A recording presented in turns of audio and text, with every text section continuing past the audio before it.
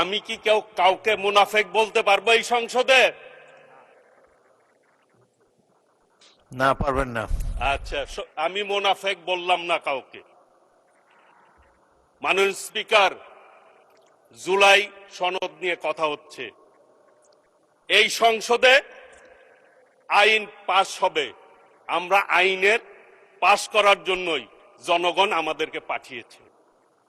আইনের বিপক্ষে কথা বললে হবে? আইনের পক্ষে কথা বলতে আসুন, আইন নিয়ে কথা বলুন। ওনারা বেল আইনে চলতে চায়, কোনো আপত্তি নেই।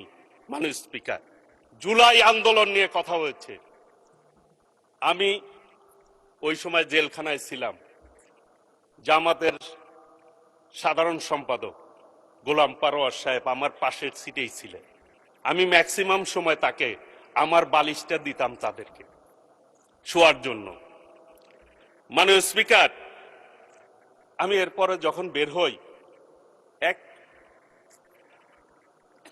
টেলিভিশনে দেখলাম শিবিরের সভাপতি বলছে উনি নাকি ওই টাইমে বাজার করেছেন, আর ছাত্র দলের সভাপতি রাস্তায় আহত হয়েছে পুলিশ দ্বারা।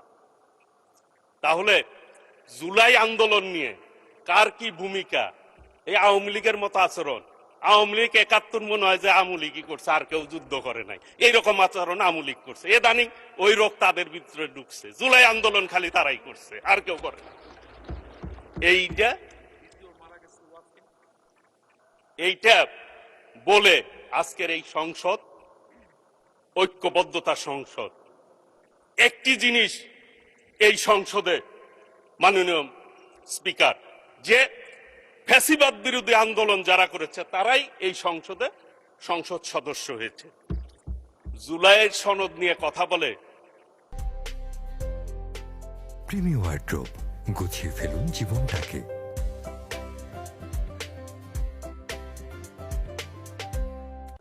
যে গণভোট, আমাদের মাননীয় প্রধানমন্ত্রী গণভোটের পক্ষে কথা বলেছে। আমরা ৫১% প্রায় অধিক কিন্তু আমরা প্রতিনিধিত্ব করি। কাজে ৭০ ভাগের মধ্যে ৫১ ভাগ মানুষ আমাদের কথায় ভোট দিয়েছে, আমাদের নেতার কথায় ভোট দিয়েছে। সেটা স্মরণে রাখতে হবে। কথায় কথায় বলেন যে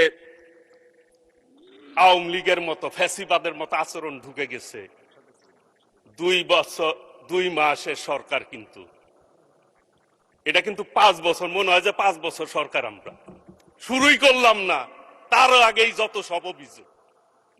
এই ২ মাসে কি কি করছে